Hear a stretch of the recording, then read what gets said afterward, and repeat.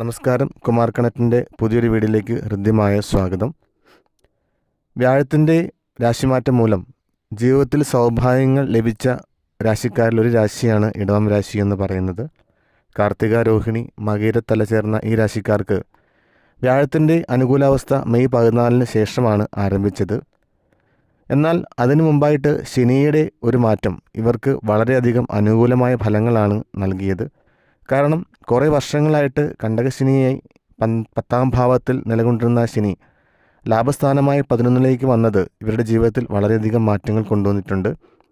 സാമ്പത്തികപരമായും എല്ലാ തരത്തിലും സമാധാനമൊക്കെ ലഭിക്കുന്ന ഒരു വർഷം തന്നെയാണ് 2025 എന്ന് പറയുന്നത്. കൂടാതെ മെയ് 14 ശേഷം ഉണ്ടായ വ്യാഴമാറ്റം ഒക്ടോബർ 18 വരെ 2ാം ഭാവത്ത് ധനസ്ഥാനത്ത് കൂടി നിന്നതുകൊണ്ട് തന്നെ തൊഴിൽപരമായിട്ടും സാമ്പത്തികപരമായിട്ടും എല്ലാം വളരെയധികം മാറ്റങ്ങൾ ഇവരുടെ ജീവിതത്തിൽ ഉണ്ടായിട്ടുണ്ട്.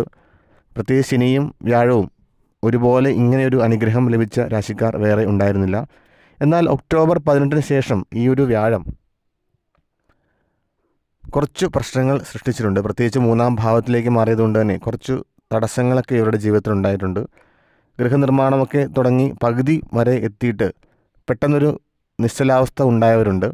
അതുപോലെ ജോലിയിൽ ചെറിയ തോതിലൊക്കെ പ്രശ്നങ്ങളൊക്കെ ഉണ്ടായിട്ടുണ്ട്. എന്നിരുന്നാലും ഈ ഒരു വ്യാഴത്തിൻ്റെ ഈ ഒരു 3ാം ഭാവത്തിലേക്കുള്ള പകർച്ച ഈ ഡിസംബർ 5 അവസാനിക്കുകയാണ്. അതുകൊണ്ട് തന്നെ ഇരട്ട രാജയോഗപ്രദമായൊരു അനുഭവമാണ് ഇനി ഇടവം രാശിക്കാർക്ക് വരാൻ പോകുന്നത്. ഡിസംബർ 5 വ്യാഴം 2ാം ഭാവത്തിലേക്ക് വരുമ്പോൾ ശനി അവിടെ 11ാം ഭാവത്തിൽ 2027 ജൂലൈ വരെ നിൽപ്പുണ്ട്. അതുകൊണ്ട് തന്നെ ധനസ്ഥാനവും ലാഭസ്ഥാനവും വീണ്ടും ശക്തി പ്രാപിക്കുന്ന ഒരു സമയമാണ് ഇടവം രാശിക്കാർക്ക് വന്നു ചേരുന്നത്. ജീവിതത്തിൽ സ്വന്തം കഴിവും പരിശ്രമവും കൊണ്ട് വളരെയധികം ഉന്നതിയിലെത്താൻ സാധിക്കുന്ന ഒരു സമയമാണ്. കാരണം ശനി ഇനി 30 വർഷങ്ങൾക്ക് ശേഷം മാത്രമേ ഈ ഒരു 11ാം ഭാവത്തിലേക്ക് വരികയുള്ളൂ. വ്യാഴമാണെങ്കിൽ 12 വർഷങ്ങൾക്ക് ശേഷം മാത്രമേ ഇനി ധനസ്ഥാനത്തേക്കും വരികയുള്ളൂ. അതുകൊണ്ട് തന്നെ ഈ ഇടവം രാശിക്കാർ അവരുടെ ജീവിതത്തിൽ കെട്ടിപ്പടുത്താവുന്ന അത്രയും കെട്ടിപ്പടുത്തണമെന്നാണ് ഞാൻ ഉദ്ദേശിക്കുന്നത്. കാരണം അത്രയ്ക്ക് അധികം ഗുണം ചെയ്യുന്ന ഒരു സമയം കൂടിയാണ്. കൂടാതെ കുറച്ചും കൂടി നല്ല ഒരു അവസ്ഥ കൈവരുന്നതിനായിട്ട് ധർമ്മദൈവസ്ഥാനത്തും ഇഷ്ടദൈവങ്ങളെ പ്രാർത്ഥിക്കുന്നതൊക്കെ വളരെ അനുകൂലമായ ഫലം നൽകും.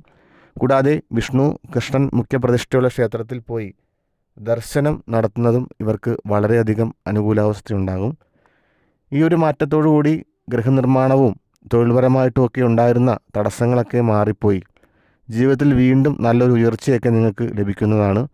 അതുകൊണ്ട് തന്നെ ഈ കുറച്ച് നാളുകളായിട്ട് നിങ്ങൾക്കുണ്ടായ ആ ഒരവസ്ഥ ഈ ഒരു വ്യാഴത്തിൻ്റെ പകർച്ച മൂലമാണ് ഉണ്ടായത് എന്ന് മനസ്സിലാക്കി ഇനി വരുന്ന സമയം വളരെ ബുദ്ധിപൂർവ്വം ഉപയോഗിച്ച് ജീവിതത്തിൽ എല്ലാ നേട്ടങ്ങളും കൈവരിക്കണമെന്ന് ഞാൻ നിങ്ങളോട് പറയുന്നു.